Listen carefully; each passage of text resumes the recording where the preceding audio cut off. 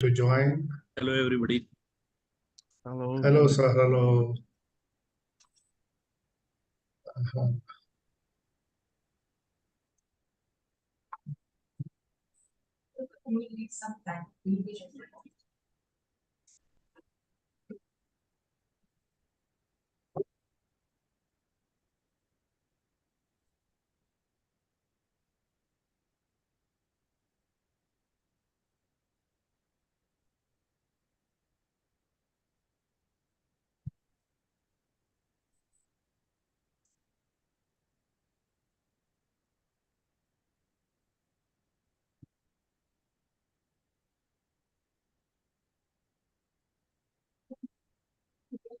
For Carsten, it will be morning around 8:30 or so.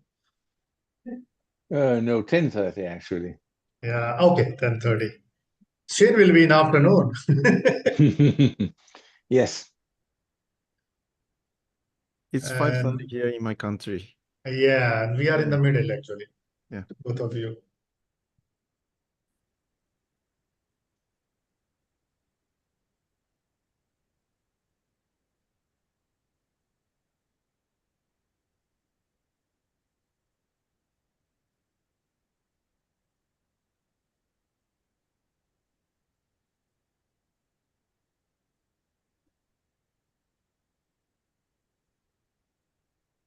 Just going to start in a moment.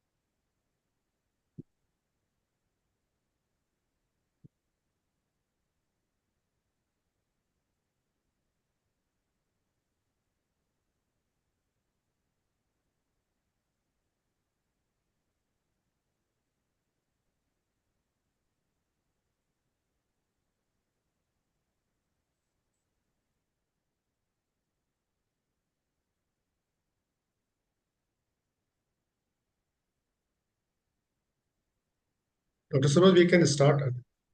Yes, sir, I understand. So hello everyone. I trust my voice is reaching everyone clearly. Yeah. Yeah. So I'm Dr. Saroj Singh, serving as an Assistant General Manager at the Quality and Accreditation Institute.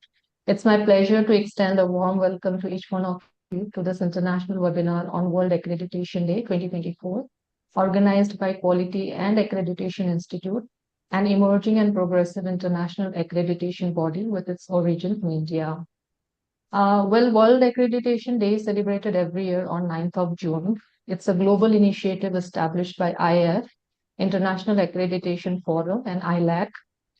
The theme for this year is Empowering Tomorrow and Shaping the Future. It examines the impact of accreditation as digitalization, new technologies, and sustainability concerns continue to change our world. In alignment with the theme, we have organized this webinar, and we are honored to have a diverse panel of experts among us today. Firstly, I welcome Dr. Carsten Angel, CEO ISHQA, for being a part of this webinar today. Next, we have Dr. Shin Ushiro, Deputy Hospital Director and Chief Patient Safety Officer at Kyushu University Hospital. So we welcome you both. We also have with us Mr. Anil Johri, sir. He's ex-CEO NABCB, Quality Council of India. Then we have Rama Venugopal ma'am. She has 30 years of experience working closely with group state businesses across various sectors, manufacturing, IT. We welcome you, ma'am. We also have Dr. Karan Thakur, Vice President, Sustainability, ESG and Public Affairs, Apollo Hospital. We welcome you to this webinar. I also extend a warm welcome to Dr. B.K. Rana, founding CEO of Quality and Accreditation Institute and former director of NABH. So I welcome you all and thank you for sparing your valuable time to enrich us with your wisdom. I also welcome all the participants for joining us today. To commence our webinar, I would like to introduce our first speaker, Dr. B.K. Rana, who besides being the founding CEO of Quality and Accreditation Institute, has served ISQA as elected vice chairman and chairman, Accreditation Council for different tenures. He was also elected as member of ISQA board for 2017 till 19.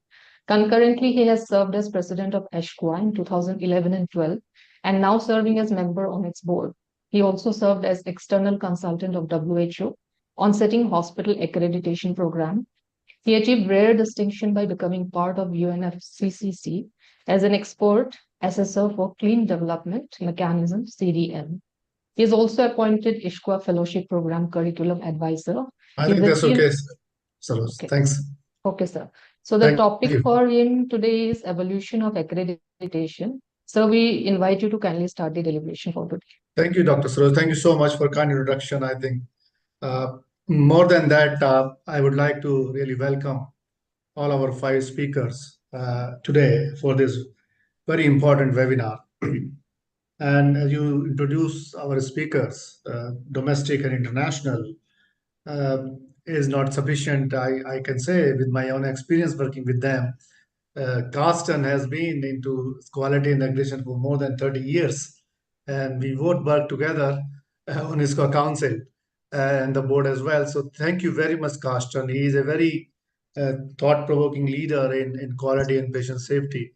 And he actually dealt with several conditions, favorable and unfavorable in those country, in Denmark, while driving the accreditation programs. And congratulations to Carsten, built a very robust system and sustained for over a period of time and then joined ISQA as CEO. So welcome, Carsten, once again.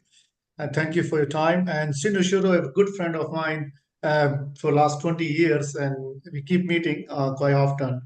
We have been on the board of ISQA and council together and also deliver lectures together. He is not just with the introduction was introduced, he is more beyond. He worked closely with World Health Organization for patient safety and deliver lectures on cerebral palsy in children and many other topics globally. So thank you, my friend Sin, for joining it. And then our own experts from India, Mr. Jory, very renowned person in the field of quality and conformity assessment in more traditional way of ISO accreditation and certification for decades. We know each other for last 20 years, close to 20 years. We were joining Quality Council of India in 2006. And he has really made a lot of significant development in quality and accreditation infrastructure in India and many part of the world.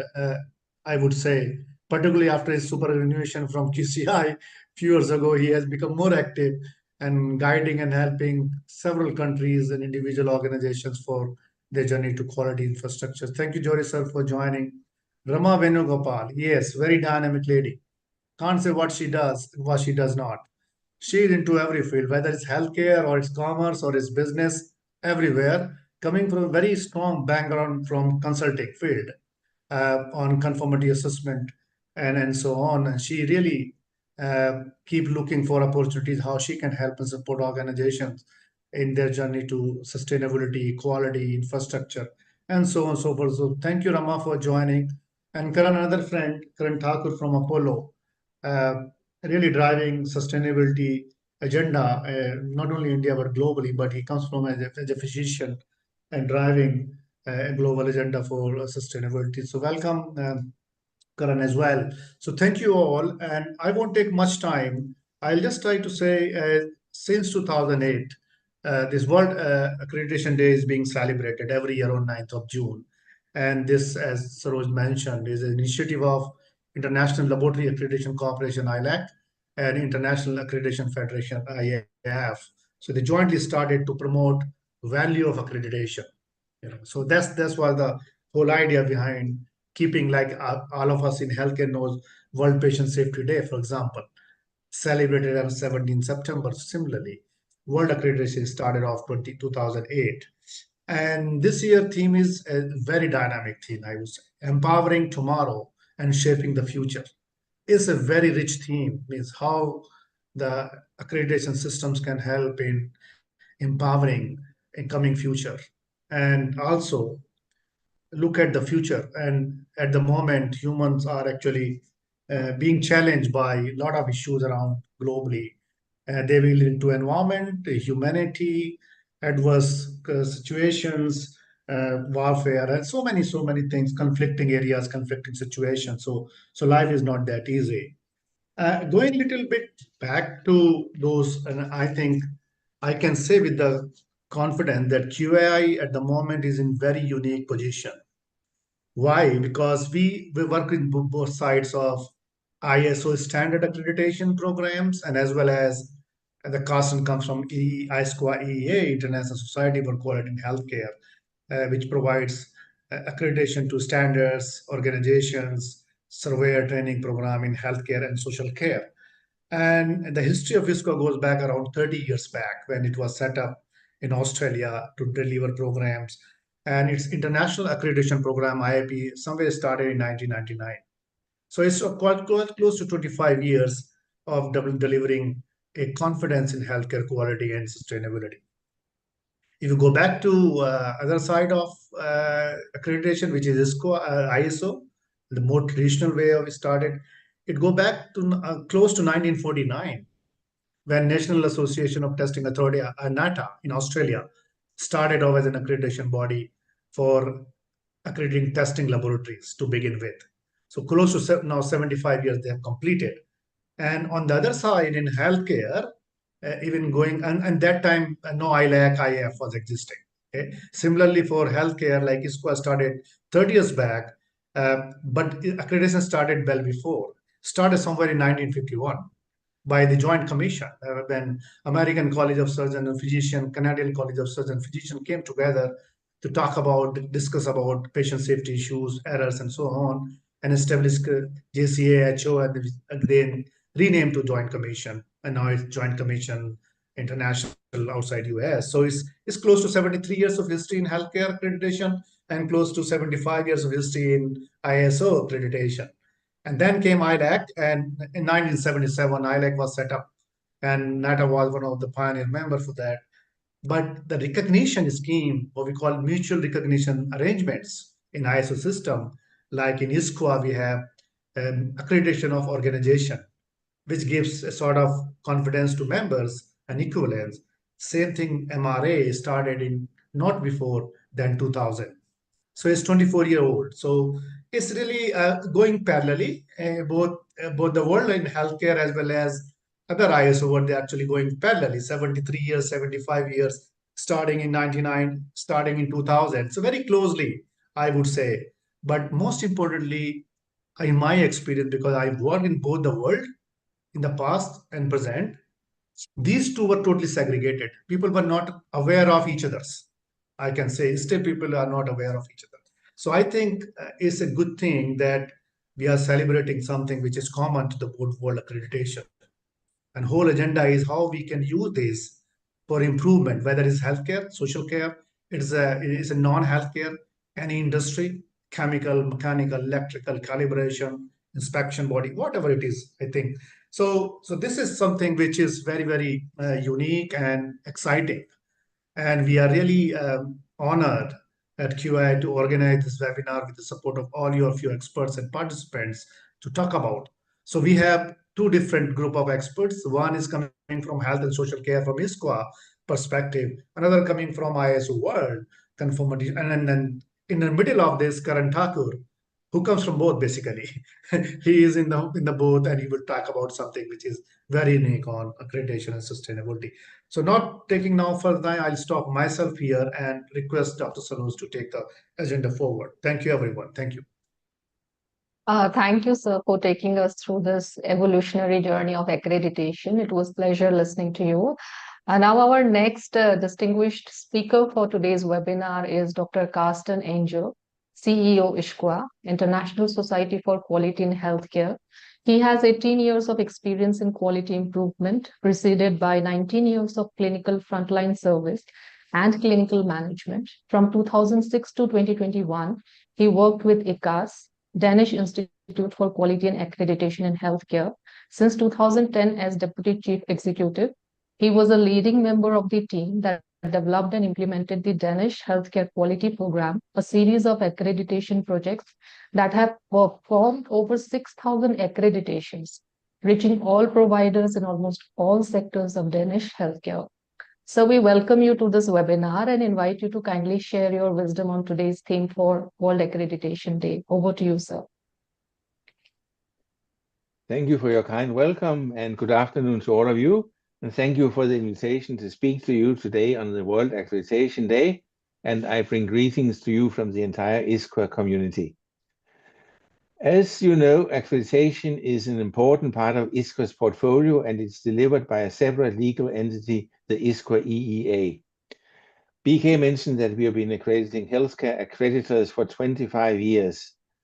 Presently, more than 70 organizations from 37 countries or regions have at least one product, standards, surveyor training program, or organizational accreditation with ISQA EEA.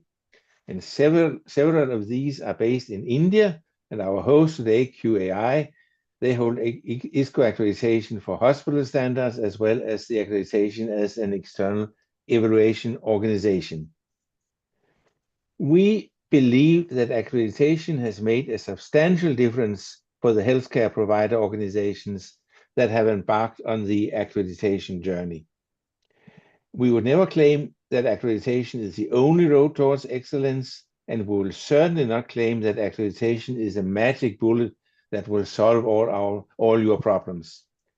What accreditation is a tool, a very useful tool if it is used in a prudent and insightful way. It's a way to communicate expectations expressed as standards, what we expect you to do, or perhaps more importantly, what we expect you to achieve. When I say achieve, I want to emphasize that accreditation is not merely about compliance. At the end of the day, it's the outcome that matters to those we care for, patients and their families.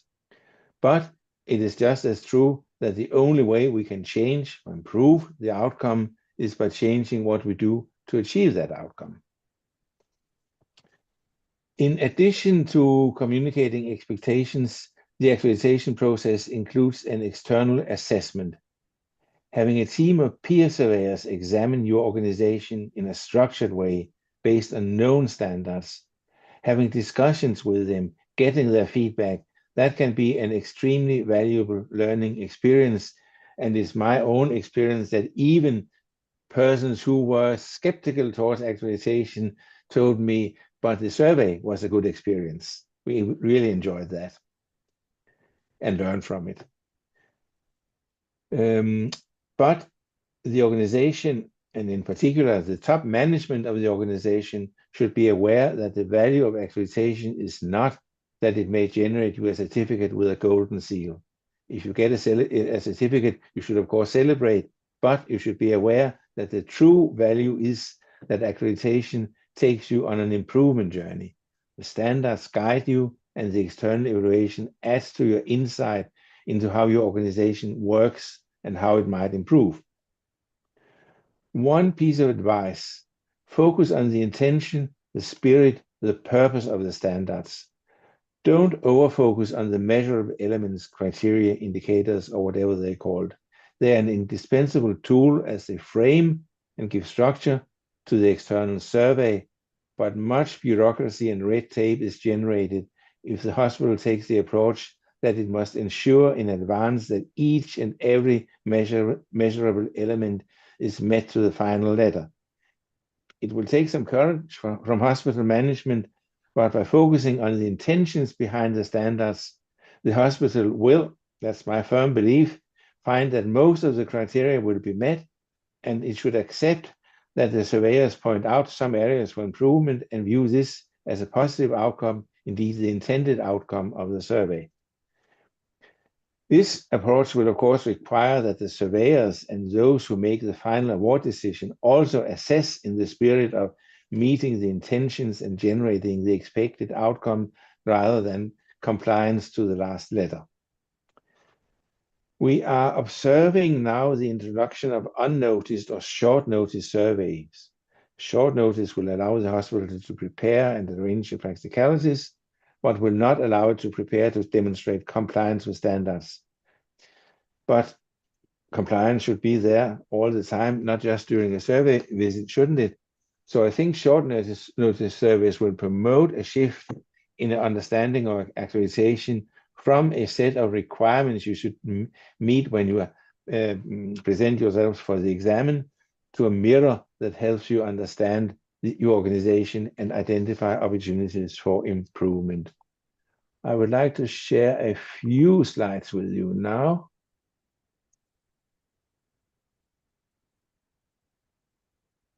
So, accreditation can't remain static for 25 years.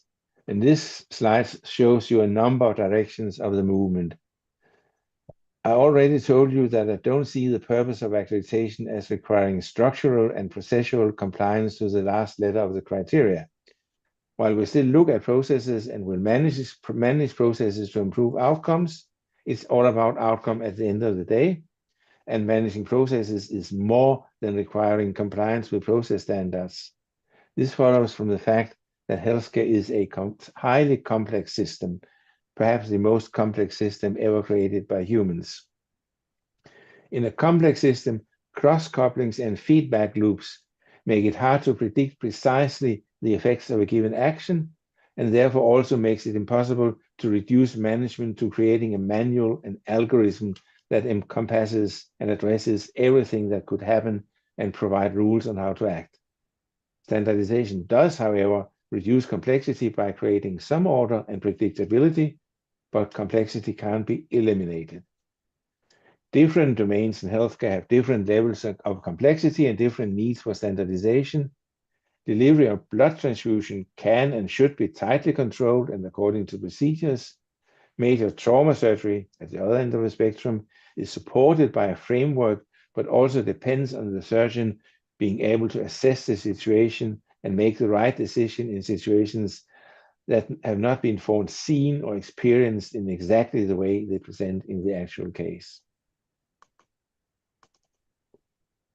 Oh.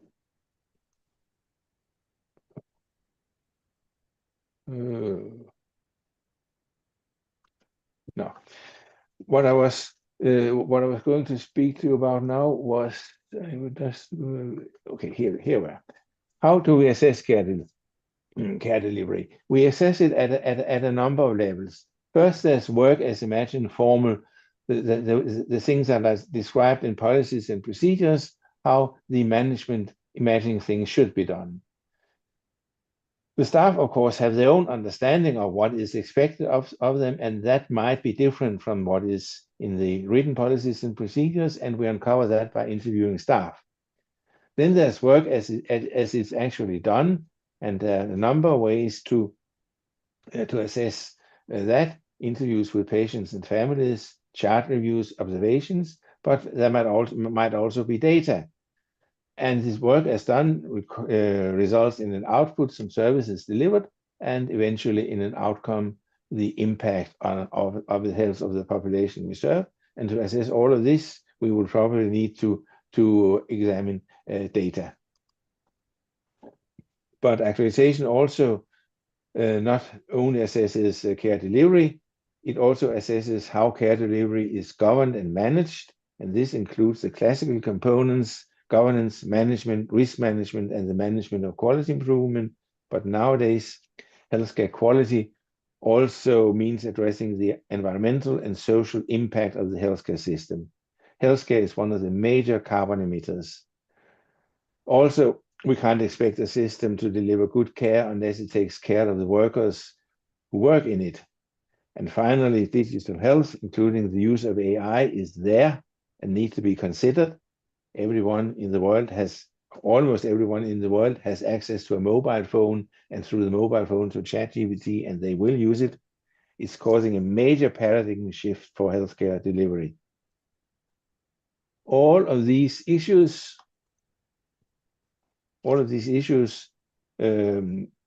including care delivery and governance management issues, of course, are addressed in the ISCO principles for the development of health and social care standards, and the three emerging issues will be addressed in the upcoming 6th edition.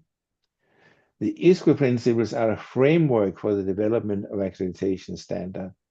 We probably deliberately decided not to develop a global set of accreditation standards for healthcare providers because we see some difficulties in creating one size that fits all. Instead, we have developed a framework that allows local accreditors to develop standards that can be applied to the specific country, culture, and healthcare system, and also can provide guidance that is contextual, relevant, and talks to people that actually provide the care for us. Because at the end of the day, the accreditation standards are there to support the organization to develop its quality improvement, and in that way, of course, also provide better care for those who we serve. Thank you for your attention. Thank you so much, sir. We dived deep into the theme and developed a better understanding of the same with your enlightening speech. It was really wonderful and a pleasure listening to you. Then our next speaker for today is Mr. Anil Johri, sir. He's ex-CEO, NABCB, Quality Council of India, member CDN, Accreditation Panel, UNFCCC, member Yoga Certification Board, and Ayurveda Training Accreditation Board, Ministry of Ayush, Government of India, Chairman Steering Committee, GC, PPCS, CDSA, DHSTI, Lead Assessor, NABCB, Lead Evaluator, APAC, and IF Evaluator. Sir's topic for today is the economic impact of accreditation. Sir, thank you for joining us today. Warm welcome to you, and we invite you to kindly start the deliberation. Thank you, Saroj. I hope I am audible, and can you see the screen as well? Yes, sir, very much audible, and the screen is visible. Full screen mode, please, sir. Full, yeah, slideshow. Yeah. Yeah, thanks. And is it moving? Yes. Yes. Okay. Good afternoon, good day, everybody. I think there's international audience here. So the topic given to me was essentially how accreditation of our kind, which is slightly different from healthcare accreditation, the ISO kind, as Dr. Rana referred to, facilitates market access. So as far as the market is concerned, the global market I'm talking of, there are two distinct regimes which affect access. One is the regime of regulations called technical regulations. They are product regulations, even production methods regulated. Loosely stated, these are standards imposed by law on grounds of health, safety, environment, etc., by various countries. So all of us are quite familiar with, drug regulations and food regulations in our countries. There are several other areas, chemicals, textiles, electrical appliances, etc., which are all under regulation globally. And then there is a space which is called the voluntary space, where are voluntary standards. So this could be ISO standards, the ones you know very well as ISO standards, ISO 9001, ISO 14001, etc. These are also private standards made by private entities, and they have gone global. There is another breed of standards called sustainability standards.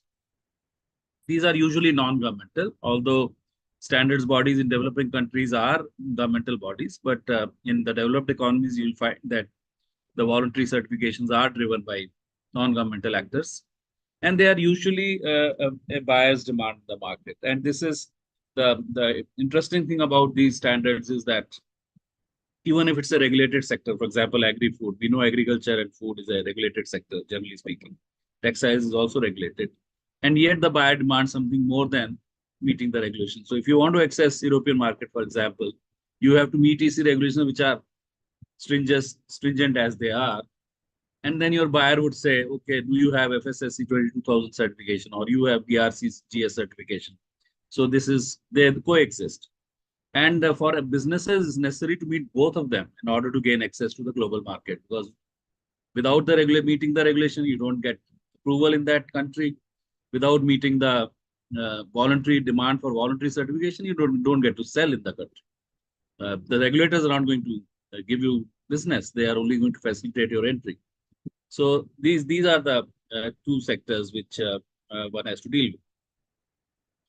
Now there are two essential components to the whether it's a regulatory regime or it's a voluntary regime. One, the requirements for the product, process, or service, which we call standard or criteria, you can call criteria, which are laid down in the regulation or laid down in the voluntary standards. So whether it's ISO 9001 or it's a food regulation laying down requirements for contaminants, etc.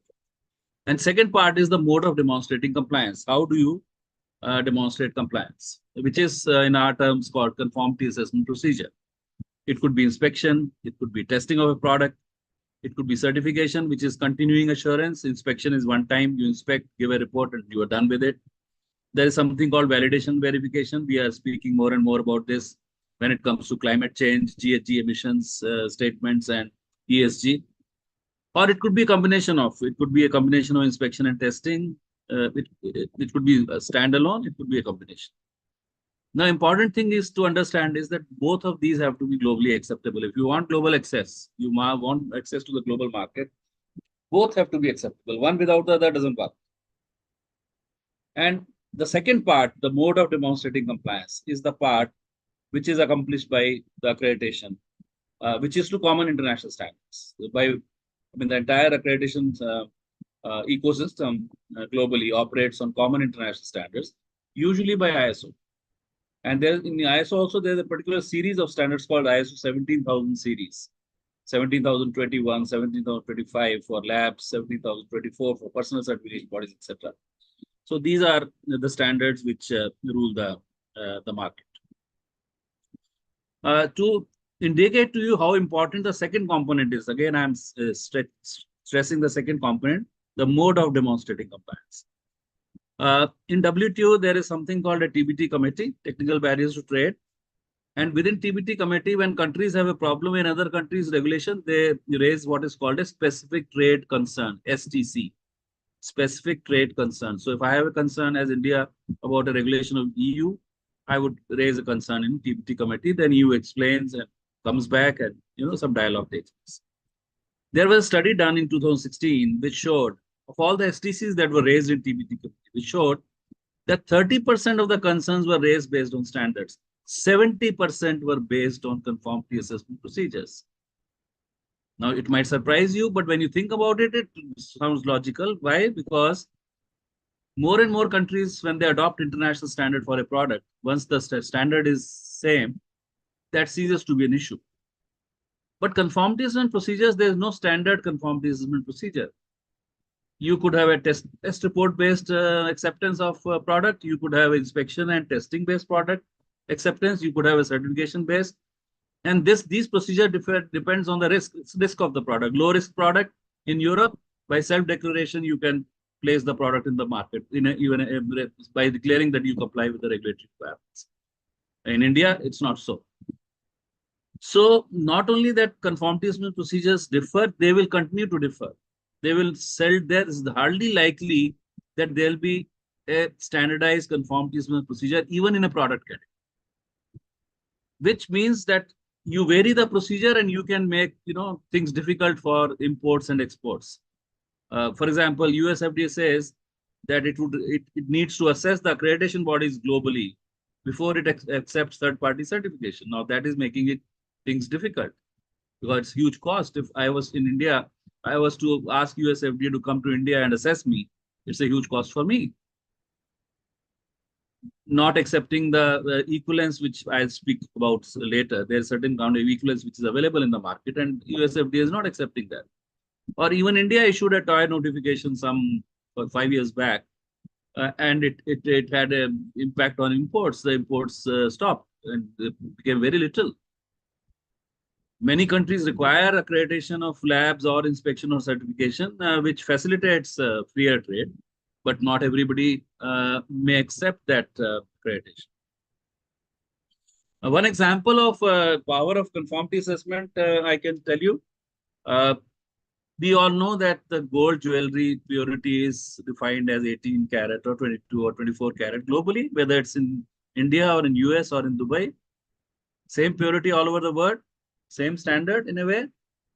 Yet India's system, which is called hallmarking, operated by the national standards body here, is not acceptable overseas.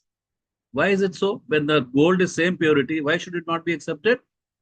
For the simple reason that the assaying centers, that the ones who test the purity of gold, are not meeting international standards. They are not accredited to ISO 17025, which is for laboratories by the National Accreditation Body in India.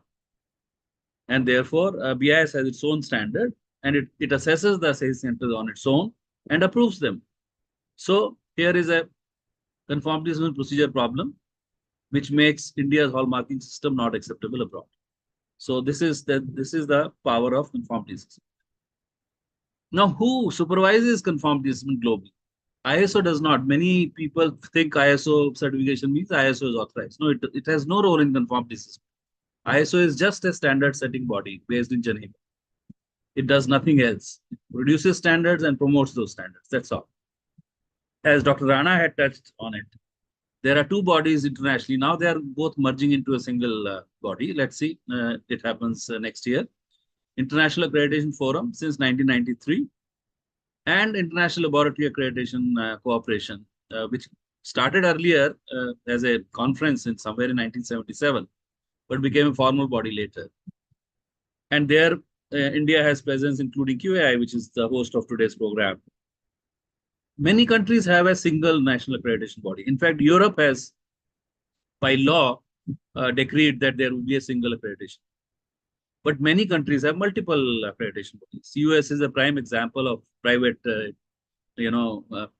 private enterprise. There are a number of accreditation bodies there in Canada, in Japan, in Korea, and now in India, because till 2 years back, one could say there were only two national accreditation bodies in operation, NABCB and NABL. But then QAI got international acceptance. Then FDA as another body has got international acceptance. We have three now in laboratory, and a fourth one is on the way. And now this has a system. IF and ILAC have a system. There are regional bodies. So they evaluate the regional bodies every 4 years. The regional bodies evaluate the accreditation bodies every 4 years. The accreditation bodies evaluate the labs and inspection and certification bodies at a defined frequency, 1 year, 2 year, whatever. And this system right up to the top is being evaluated. So we actually joke sometimes in our community that in God we trust, rest all have to show evidence, because everybody is being evaluated. Now, this is a voluntary system. Please remember that IF and ILAC are, like ISCOA is, I am sure, non-governmental bodies, in a way, private bodies. They have they have set up a system voluntarily. It's not a requirement of the law, but it's a very good system of authenticating a good certification body or a laboratory or an inspection body. As I said, international system has IF and ILAC on the top, which are going to merge. There are regional bodies in almost every continent.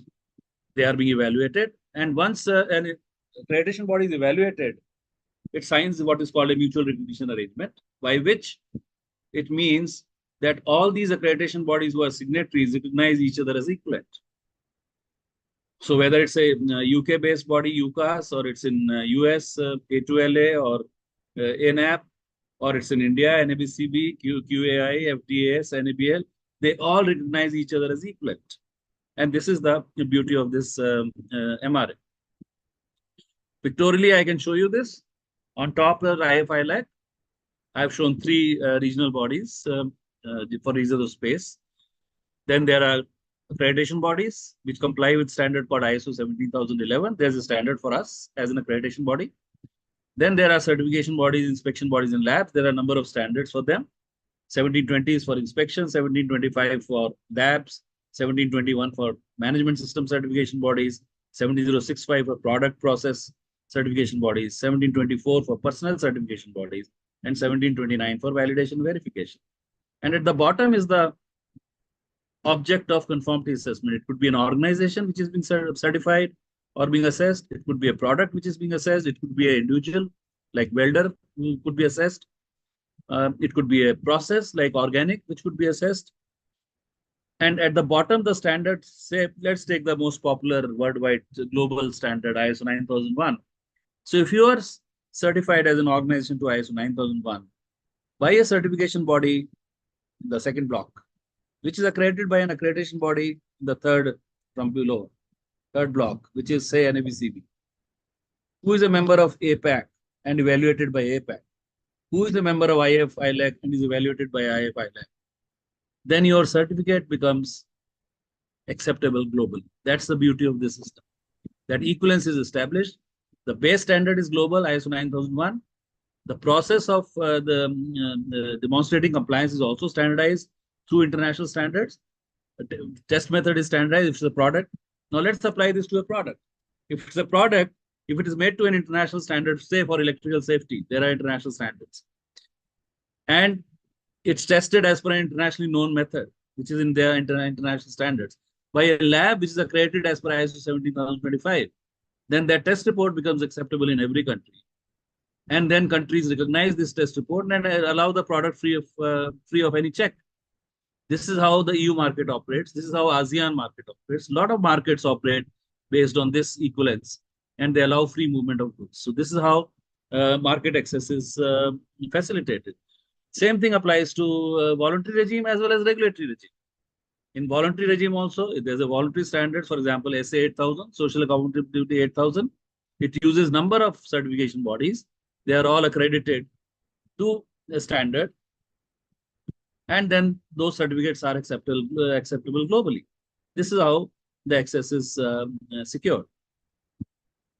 So the IF-ILAC system not only provides assurance of competence, because these standards are also talking of competence, the fitness of that body to perform that function of testing or inspection or certification, but also provides international equivalence. And when both standards, standard of the base standard for the product, process, or service is global, and the conformity and procedure is also based on global standards, then the goods and services can move freely across the borders. And that's why accreditation figures in trade agreements section. I have been part of myself, personally part of India's trade negotiations with EU, with US, with Chile, a number of them. And many trade agreements actually reference IF-ILAC system. They say that if you are, you are a test lab which is accredited under IF-ILAC system, we will accept your test reports. In fact, UK has gone on to actually enunciate a formal conformity assessment policy in which it has said that IF-ILAC equivalence would be acceptable. India has many bilateral free trade agreements. The first one was with Singapore way back in 2005, and I was part of those negotiations as well. And it recognized at that time there were only two national ABs, NABCB and NABL. And it recognized certification bodies accredited by NABCB as well as labs accredited by NABL for the purpose of certifying or testing products based on meant for Singapore. This approach continues even today, but I think it's still to be leveraged very effectively for freer access to the other markets. More focus on the trade negotiations on this part, that based on accreditation, you should accept test reports or inspection reports, GMP inspection, drugs, for example, or food testing, test reports. Even personnel, if you certify people, for example, welders are certified to a global standard. Now, if they are all certified by certification bodies which conform to 1724 and is going through the system, those professionals should become acceptable globally, isn't it? So that's the beauty of this system. In fact, this is the unique selling proposition of IF-ILAC system. The need is therefore that we need to preserve its integrity and its effectiveness, because third-party conformity assessment has been under scrutiny globally, not only in India, where we have seen rejections of organic produce, we have seen rejections in pharma, we've seen rejections in agri-food, but there have been, serious questions about genuineness of carbon credits, which are also granted based on this system. Mind you, validation verification bodies are also accredited. We all hear about greenwashing. Many of those claims made are based on, are scrutinized by third-party bodies, and yet they have turned out to be not correct. So therefore, there's a need for conformity bodies, the inspection bodies, the certification bodies to be more diligent, more truthful, and the need for accreditation bodies like QAI or NABCB or NABL or globally to employ tools, to supervise the system effectively. Because if we are going to base trade on this and we are going to base regulations on this, which are for the protection of people, then this system ought to work well. If it doesn't work well, we are in trouble. So that's my parting message, that I think we need to run this system very, very well, very diligently, very effectively. Thank you very much. Thanks for the opportunity, Dr. Anna. Thank you so much, sir. Thank you so much for highlighting the different systems of accreditation. This has helped us in understanding the entire framework of accreditation globally and benefit of accreditation in facilitating the trade. Thank you so much. So we are now halfway our webinar, and I would request everyone to put on the camera for a picture.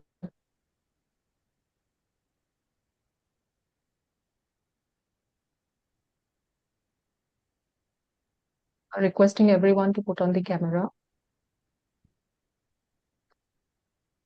So at the count of 3, 2, 1, smile everyone.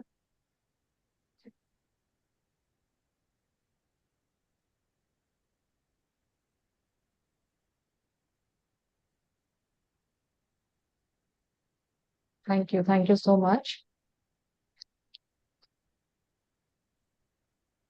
So our next speaker for today is Rama Venugopal ma'am. She has 30 years of experience working closely with growth stage businesses across various sectors like manufacturing, IT, ITES, service healthcare, etc.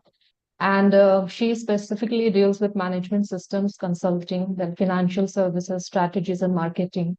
Sectors with domain focus are healthcare, manufacturing, IT, ITES, education, and retail business. So the topic for her today is accreditation for business growth. Ma'am, we welcome you to this webinar and request you to kindly start your speech. Thank you, Dr. Saroj. Thank you for the introduction. Am I audible? Yes, ma'am. I'll just open just give me 1 sec. I'll share my screen.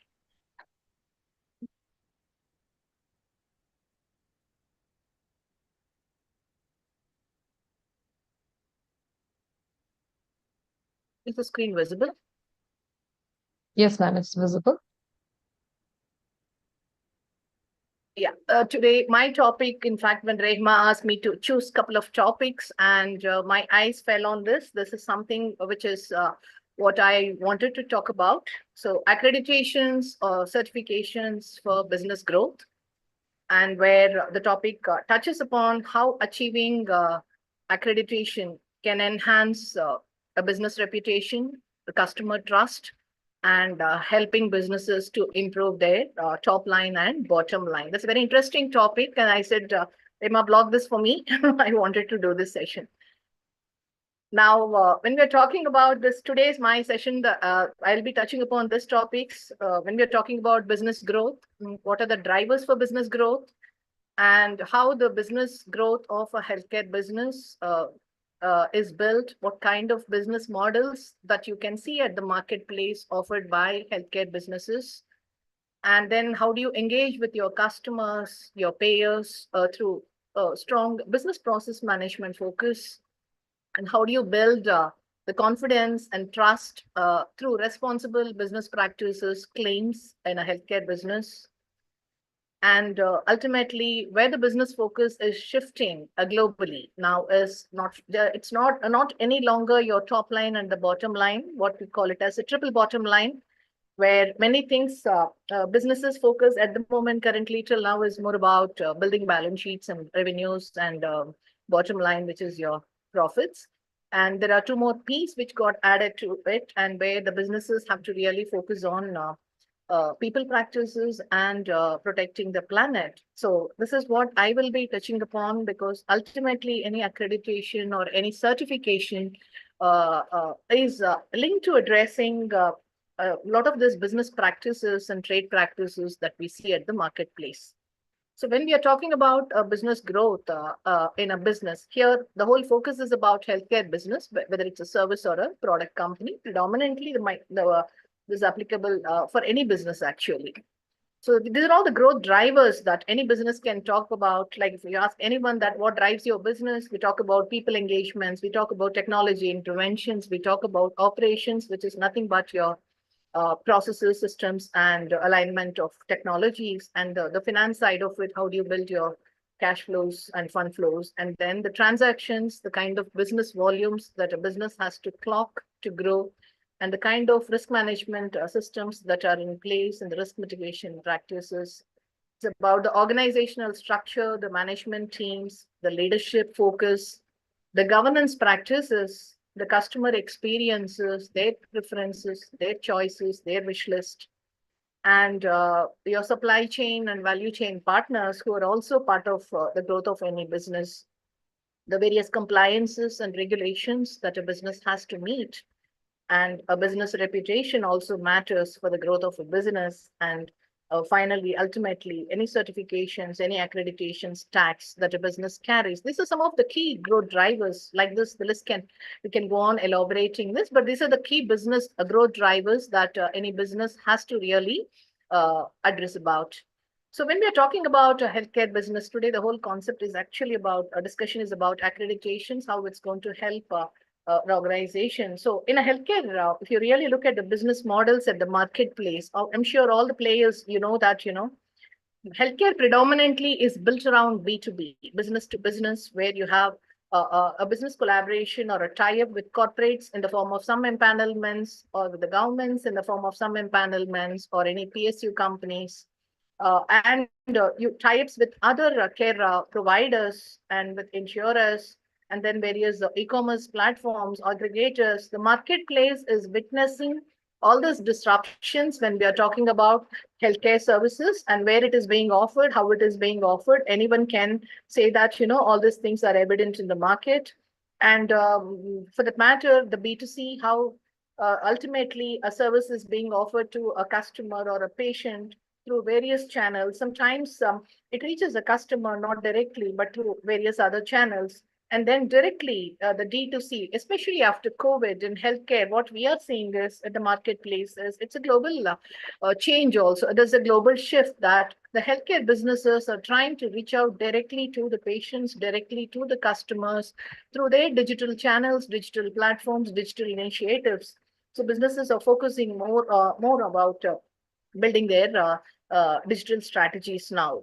And then there is something called B2B2C, where the healthcare facilities, the service providers do enter into some kind of a tie-ups and collaborations, partnership arrangements on a B2B mode with all these aggregators and e-commerce platforms.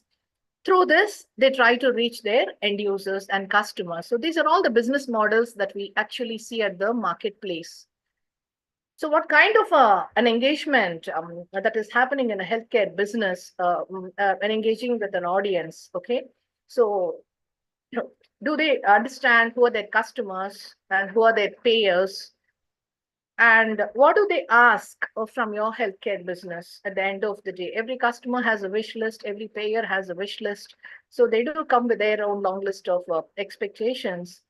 And so what kind of engagement the business has with the customers and payers in the form of strong business management focus. Most often the B2B is a tie-ups call for some kind of an assurance, some kind of a comfort to the company which is offering business or who's referring patients or customers to a healthcare facility from one healthcare service provider to another healthcare service provider. When the referrals happen, they need kind of an assurance that, and there are a lot of interventions and complex process and system structures in healthcare where you find the intervention from your payers or who are your insurance companies or the governments, or it can be anybody, or even the corporates for that matter. So what kind of a strong business management, business process management focus that the businesses are building? See, these are all your customer and payer engagement strategies, which are very critical for delivering a care. And then who are your supply chain and value chain partners? When you're a hospital or when you're any other healthcare service provider, you do have your own supply chain and value chain partners. What do they look from you when they are engaging with you as an organization? And then any healthcare service provider should know who are their B2B partners or customers or collaborators, or who are their B2C customers, B2B2C, D2C customers, and what is it that they're all looking from your business? What are their expectations, preferences, choices? The growth of any business and the operational side of any business, the managing your healthcare business is actually built around all these engagement initiatives that they have to have with their audience on an ongoing basis.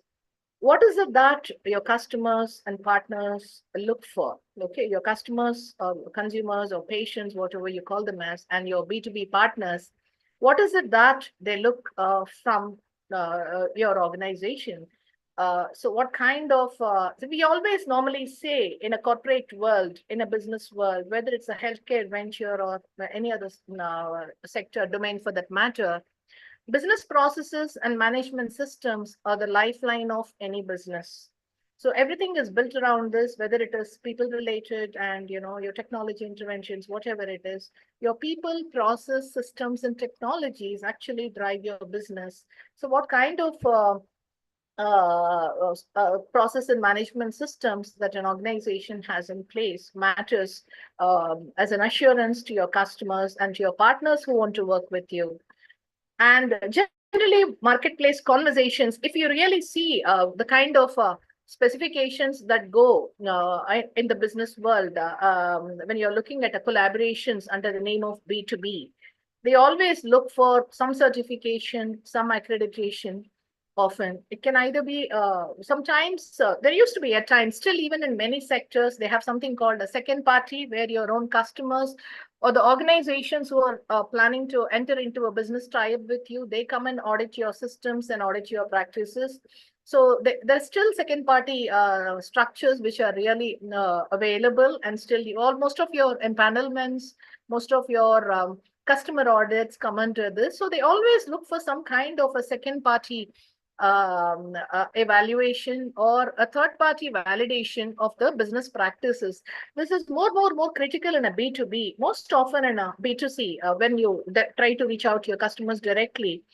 How often your end users understand the certifications and accreditations, especially in healthcare. Okay, that is something because no customer understands predominantly. You all know that the patients don't even understand what is your NABH, NABL. Unfortunately, it's a fact. Okay, or any accreditation for that matter, or a QAI or any other certification of an ISO. So how often they understand all this? So B2B businesses, when the healthcare structure itself is built on B2B predominantly, they give a lot of importance for this third-party validations. And as I said, businesses are often subject to the second-party, third-party audits also.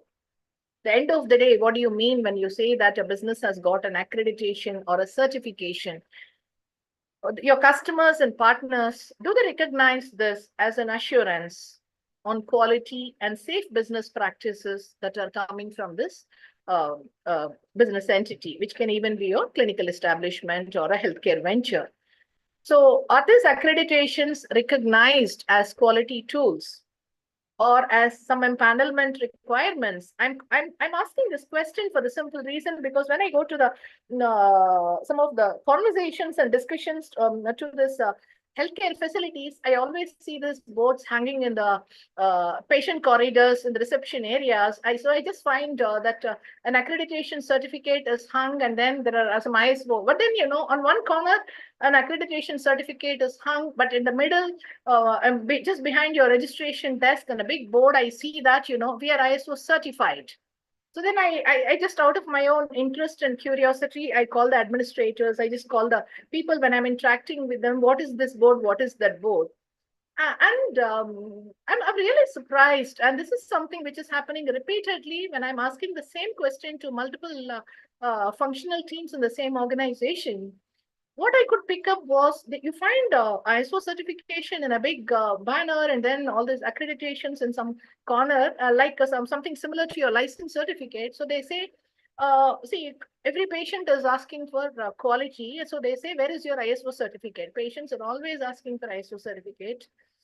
So what is your accreditation? No, that we have to do because some insurers are asking that, we have to keep it. So the perception of your users, when you say that an accreditation or a certification is given to an entity, an organization, how is it perceived? The perception, even now, the perception in the marketplace is quality means ISO standards, and all this accreditations or some empanelment requirement. Somebody is asking, I have to empanel, or I have to. It's become a business requirement, but it is not perceived that this is the standard which is gives an assurance on quality and safety. And if this is my experience, and I keep asking the same question often. Very recently, I was in Bangalore just about 2 months ago. I saw a similar one. I just asked the administrator what it is. Bank came a reply. Customers prefer ask for quality means they should see an ISO certificate.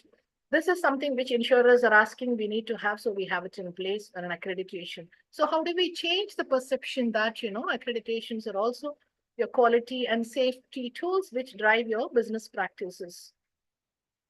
Then we are talking about building trust and confidence in a healthcare business. So any business for that matter, and how do you build that, give that trust and confidence to your customers, to your stakeholders, your partners, your value chain partners or supply chain partners, or even your payers, in the case of a healthcare facility which is providing the service. So how do you build the trust and the confidence? It is only possible through building responsible business practices and the claims that business keep making all the time to their customers and stakeholders on the certifications and accreditations, or even any of their business practices. So the trust is very, very, very closely linked to the not only to the business practices which are often given as an assurances, but even to the claims that are made at the marketplace.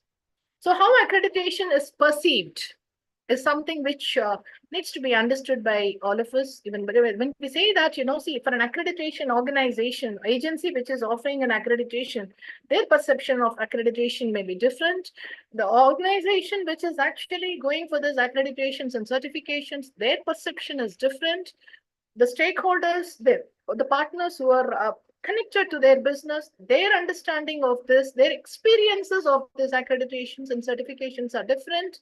And the end users ultimately who are going to be, seeking your services by paying either directly or indirectly. They may pay from their pocket for the healthcare service, or they may even use their insurance, for which they would have made the payment to the insurer and to seek your service. So how all these accreditations are perceived, that when you say that a healthcare business is accredited, so is it perceived as businesses become more responsible with their business practices and with the claims? So what is the perception? That needs a survey in the market. That needs to be surveyed, because it is the perception on the accreditation and certifications which are actually throwing some interesting problem statements at the marketplace. And so I personally feel, as a consultant, accreditations and certifications, we're focusing more on your processes and business practices and systems or whatever it is, but we're not focusing much the accreditation or the certification frameworks. Either the framework doesn't address that, they need to check on various claims made by the organizations. And not just the focus should not be just on the business practices. Most of the certifications and accreditations, the emphasis and focus is more on the business practices, checking the practices, and not really going deeper into the various claims made by the organizations which are implementing a lot of the certifications and accreditations. So the customer trust, the trust of a customer or a consumer or a patient, when we say, and the business claims that an organization is making, there is a very close connect, which is somehow not needs to be addressed in the accreditations and the certifications. And finally, the last slide is about, there was a topic which was given to me, is how accreditation is going to help the businesses in improving their top line and bottom line. Undoubtedly, as I was explaining in all the slides, every B2B arrangement or collaboration or an engagement with various stakeholders calls for an organization having some kind of an assurance stamp, whether it is an accreditation or a certification or or an inspection, whatever we call it as. So the businesses are driven by all this kind of, whether it's a mandatory requirement mandated by some regulators or from government agencies, government organizations, or your mandate received from your customers or from your payers. It can be in any form or beyond all this, any organization which really wants to implement and improve its service delivery focus, patient care focus, always focuses on building that process and systems focus into their business practices. So all along, the business world is used only to two key metrics when they're building their business and balance sheet building focus. One is their top line, which talks about the revenue focus. The other one is their bottom line, which talks about that profit focus. So the business in the world of entrepreneurship, the business corporate reporting calls for businesses demonstrating their growth in terms of the specific metrics with reference to your top line and bottom line. However, the last few years, the focus has changed, and the focus globally across the globe, there is a global call of action that the businesses should get out of this top line and bottom line focus alone in building their business.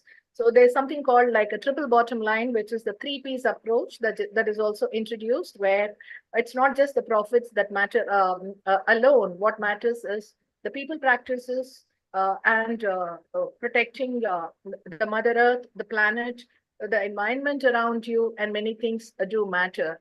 So this is the focus now completely. There is a total focus. That is where your ESG came from, your triple bottom line. So today we are talking about responsible business reporting. So the business reporting, which was there earlier, it has become now business reporting. We're talking about the responsibility side and even the sustainability related issues.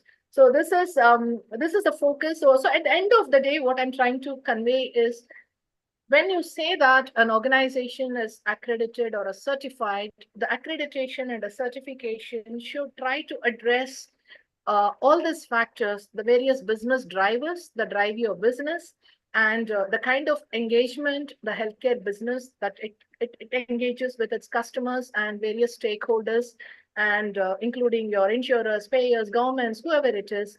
And this is what is very, very critical.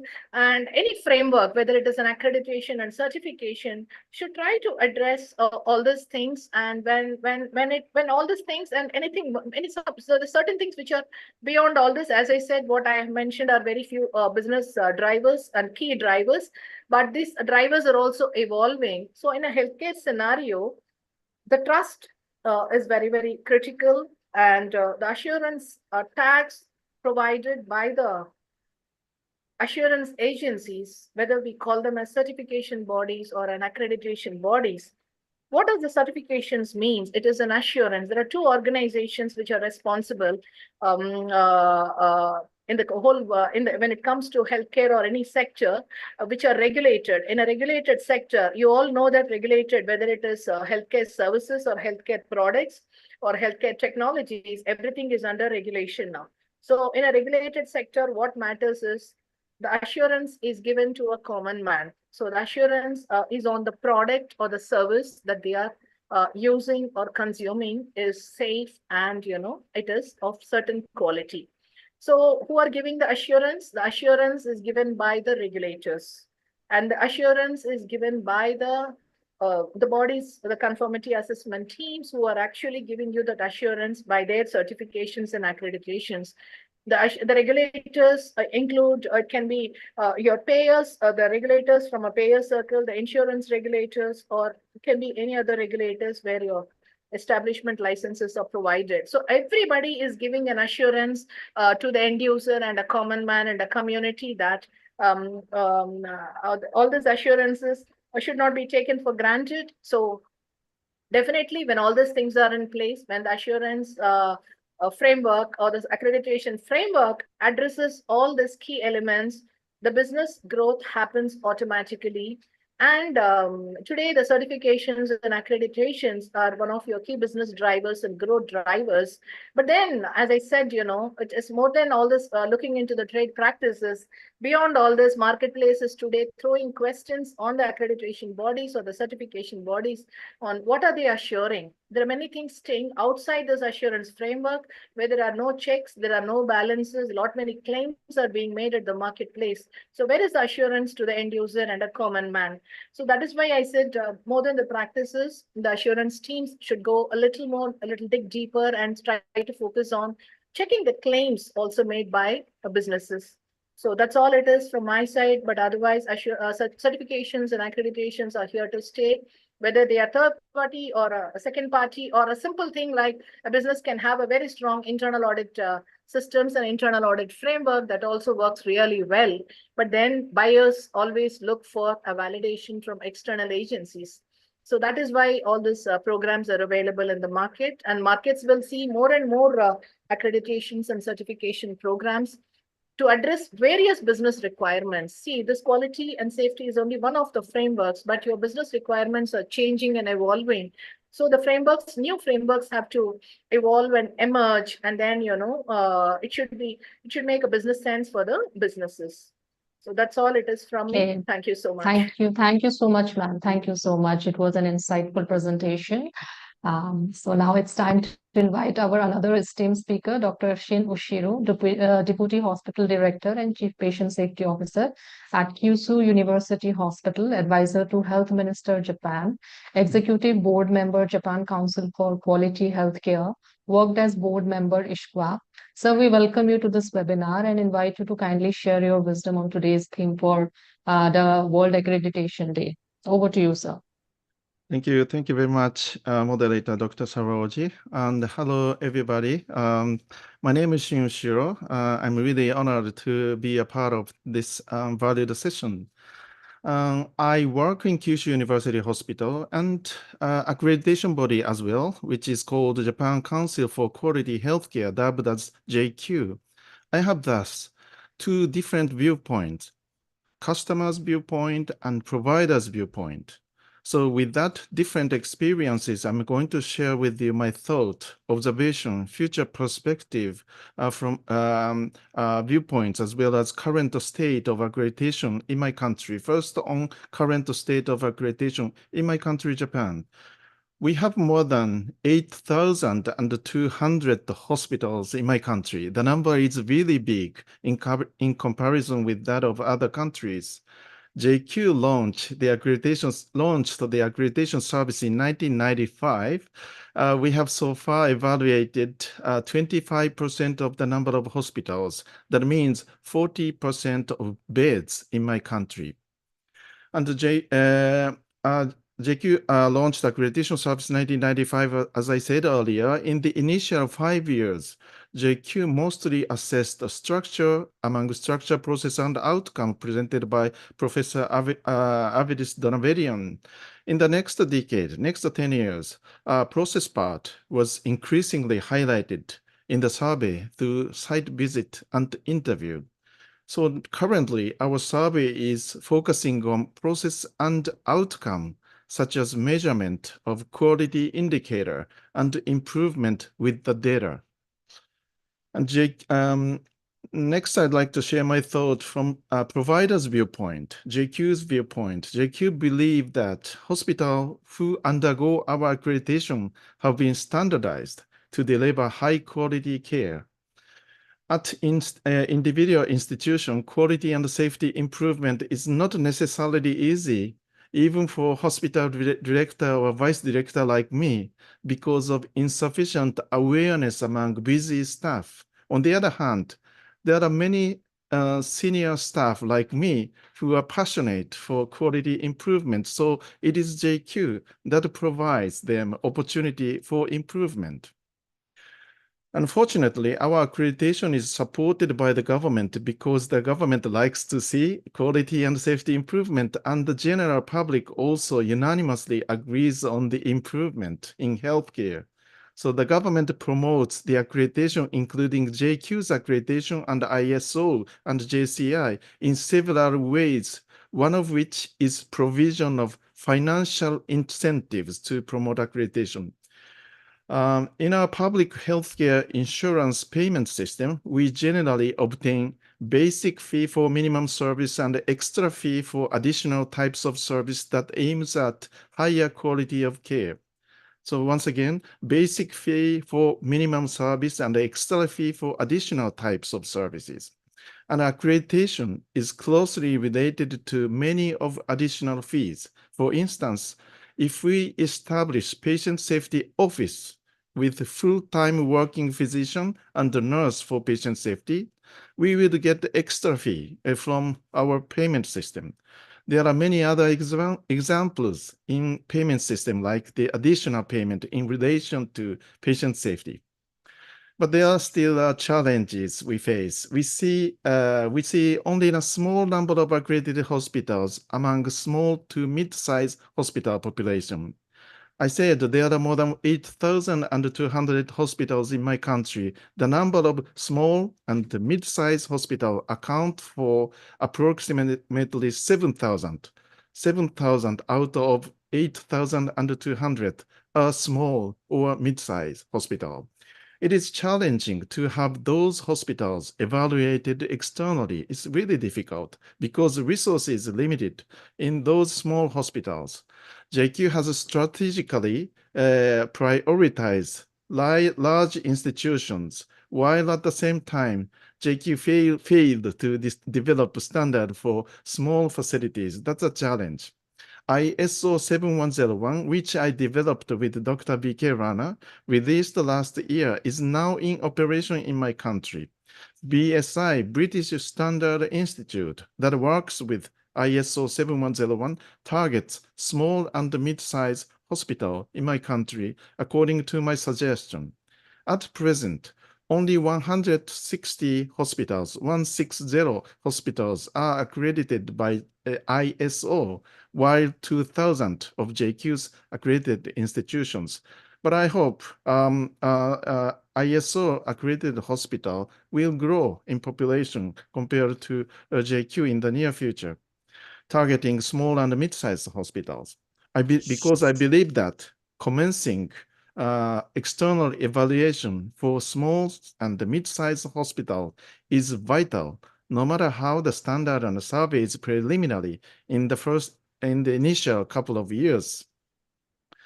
Okay, second, I'm going to share my observation and the thought from customer's viewpoint because I work in a hospital as a chief patient safety and quality officer. Accreditation is really helpful to raise awareness of busy staff and maintain quality and safety in care we provide in institution. We work forming multidisciplinary teams for embracing accreditation, which is an excellent opportunity for amplifying multidisciplinary approach in place in our daily work, because we meet our staff of different occupation, different professionals in preparation for the coming accreditation and the survey. So this is a very good opportunity to know each other. Decades ago, physician acted like a king in institution. However, currently we do not see a king like that, because we need leaders in place of authoritative kings in our institution. And JQ's accreditation has grown to be a brand in my country that indicates high quality care in accredited institution. So hospital director and the financial department in my hospital agree on expenditure. If the money is spent for maintaining JQ's accreditation status and improving care, even in times of suffering from budget restraint. As seen in this topic, branding is overarching. Next, I'm going to share with you our actual experience of survey and accreditation in my hospital. Accreditation is an opportunity for us to get aware of what we need to improve. My hospital, Kyushu University Hospital, underwent JQ's survey last July. We finally received the certification of JQ's accreditation program in May this year. That was a brilliant experience.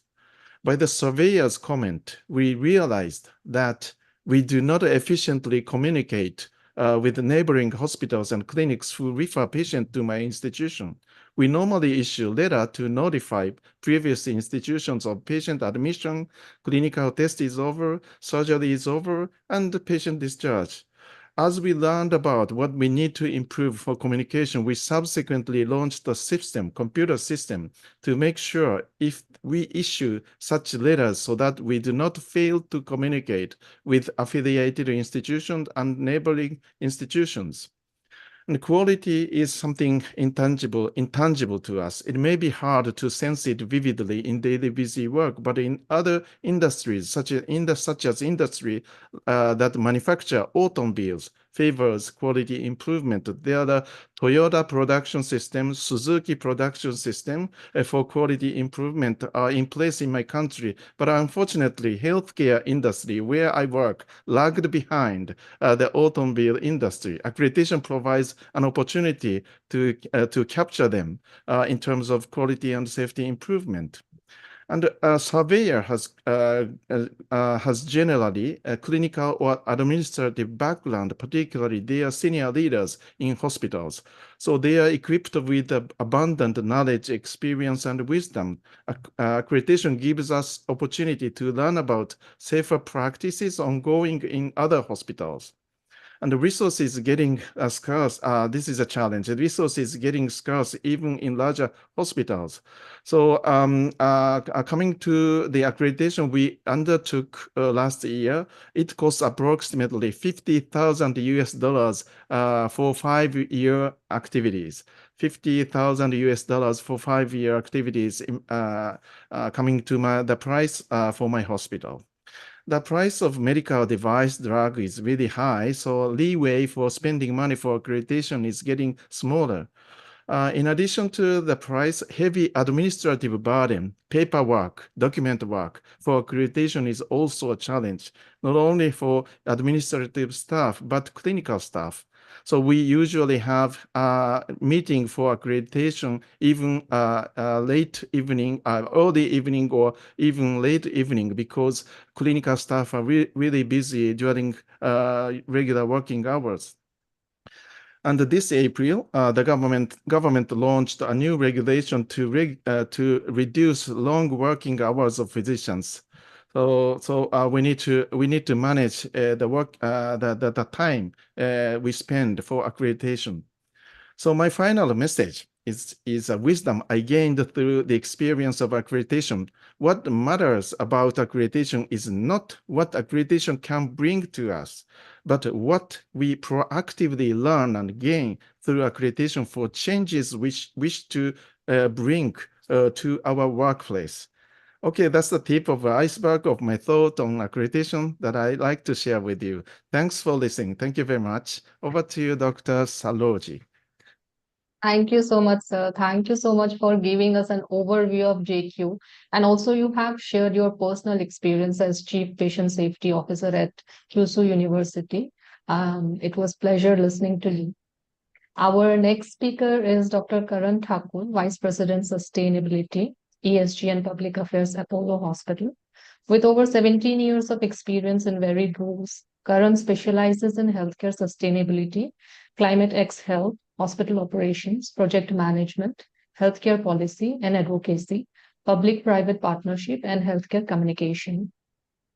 So the topic for him today is environmental and sustainability accreditation, building a greener future. We welcome you, Dr. Karan, and invite you to kindly start your deliberations. Good afternoon and best wishes for World Accreditation Day, and thank you for having me. I will just load my presentation for the benefit of all the participants.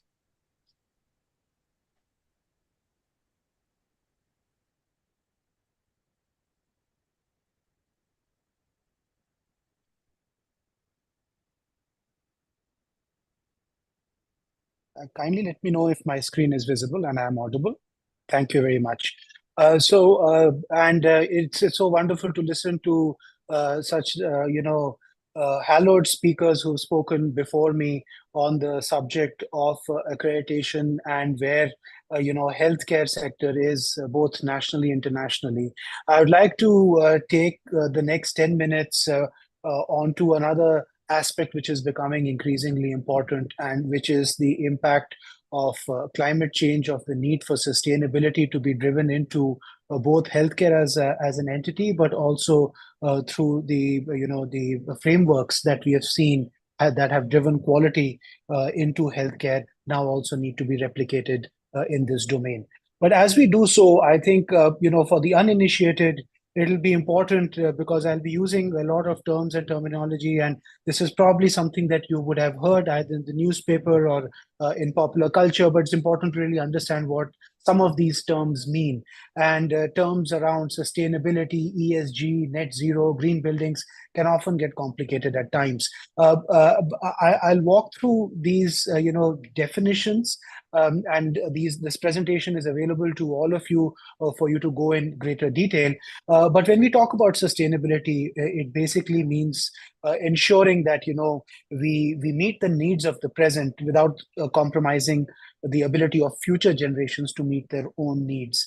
And this is important because there is only finite amount of resources that are available.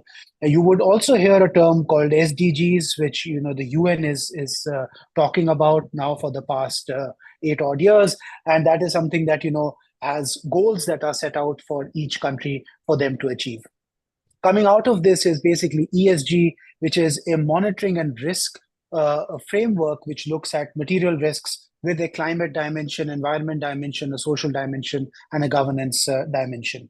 And similarly, you would also hear about carbon footprint of an entity, which is nothing but all the greenhouse gas emissions that are there in your operations and operating environment.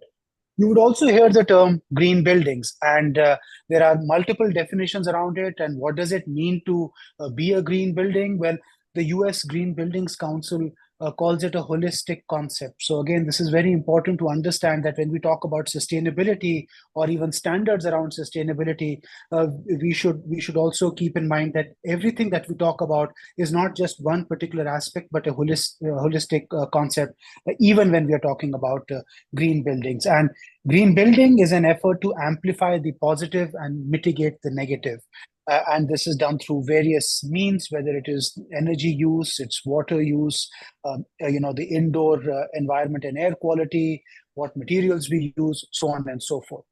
So I wanted to, just get those definitions out of the way before I get into the meat of what I intend to speak about. And that is why healthcare needs to now start talking about sustainability, and why standard making bodies, the leadership of very many are here in this virtual room today, need to start thinking about this. And I'm very happy to say a lot of them have started moving on it.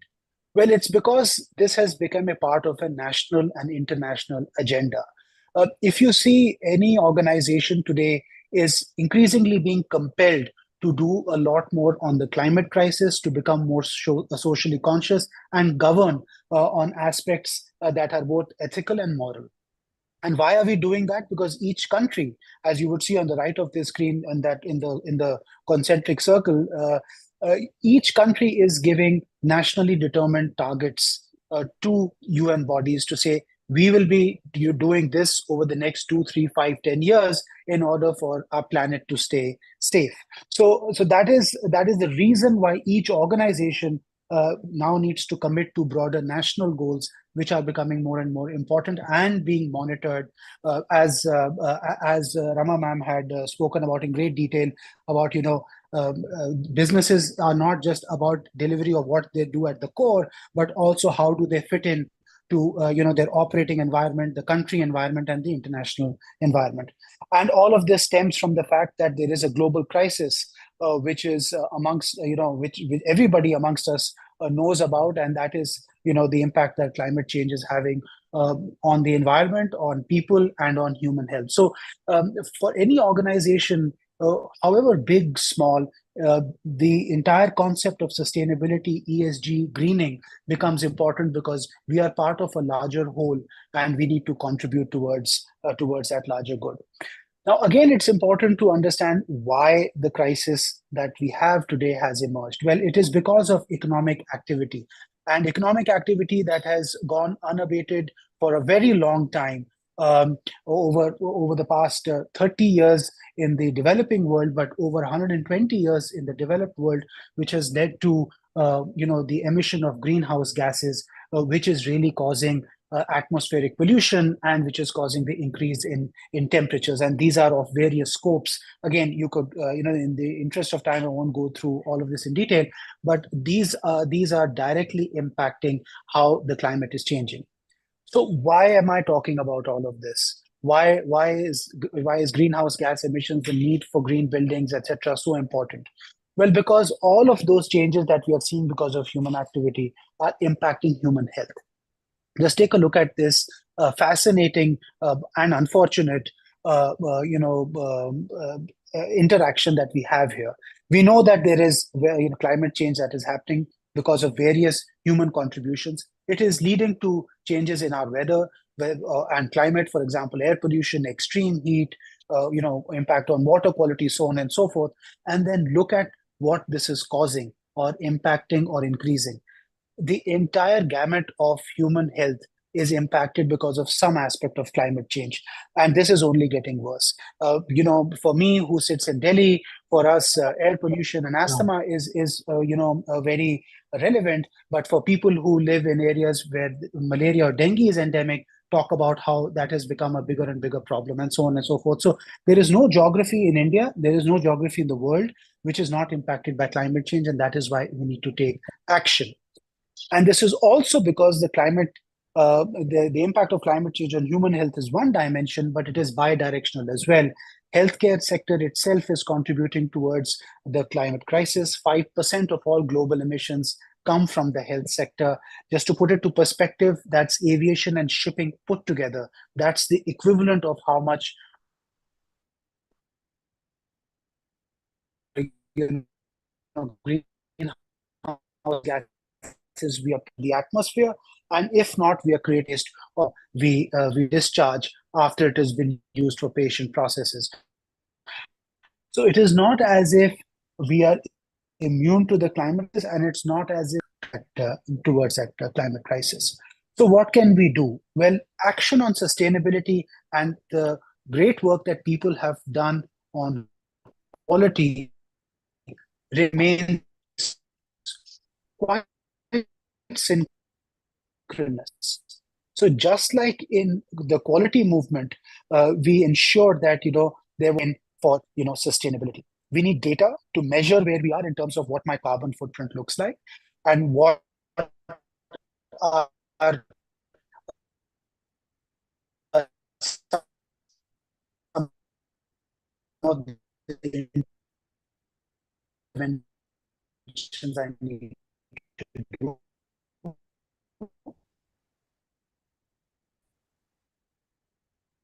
And then get to those, and then like I meant now, goals. And this is important, but health protection program control the change in our climate, we will protect human health, and that is ultimately everybody. It is not about the rich or the poor, rich country or a poor country. Now, I just wanted to give you these two slides to showcase what a good program looks like. So there needs to be, specific programs on leadership, on waste, on energy, or on water, on buildings. You need to have programs that talk about governance, what is the purpose and ethics. You need to talk about a stakeholder approach, which includes patient and staff, but others. And you need to talk about community. All of these are important parts of a good sustainability program. And then there is those which ring the organization. So chemicals, transportation, pharmaceuticals, purchasing, all of these are impact monitoring, reporting, compliance, and putting costs on our business, whether it's a carbon cost or clinical cost, are going to become increasingly important.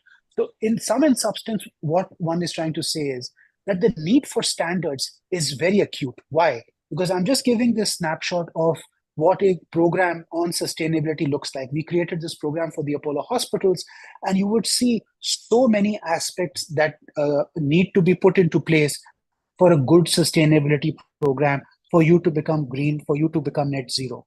And for all of these, you need good standards, you need good standards of practice, and you need good measurable elements. And that is only possible when there are good standards that undergird all of this. And therefore, it is important for organizations like we customize and tailor-make sustainability standards, because the ask is so huge and any good program needs so many elements, and those elements need to be monitored and measured, and it cannot happen without standards. So what was good to do a few years back has now become the most important and critical, and therefore sustainability and sustainability organizations and quality and accreditation organizations need to work together to make sure that we have those standards purpose-built for the healthcare sector. So as I said, this will require intersectoral and interdisciplinary cooperation and partnerships, and we would need to create those strategic pillars that can performance manage and create a robust action plan on sustainability, because without that, unfortunately, there is very little movement that will happen organically while the climate crisis gets worse. And I'm happy to state that QAI has taken the lead in this on green hospitals, green buildings, way back in 2019. And there is more in store in terms of how these are going to be upgraded in the months ahead, so that there are some sets of credible standards or guidelines at least available for the health sector to follow through with. I just want to leave you this, leave you all with this thought that the greatest threat to our planet is the belief that somebody else will save it.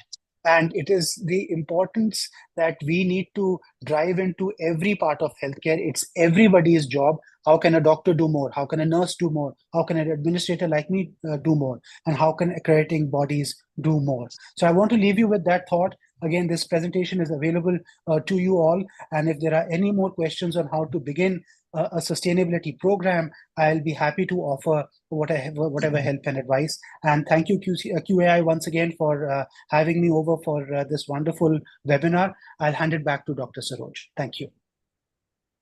Thank you, Dr. Karan, for touching upon a very important aspect. Actually, this mandates personal reflection at individual level as well as at organization level as to what we are doing to protect our environment, because it's we who are living in it, and it's we who will suffer the consequences as well.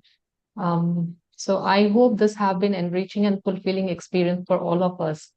So it's time to wrap up. In conclusion, I would say that World Accreditation Day is a reminder of the indispensable role accreditation plays in our society.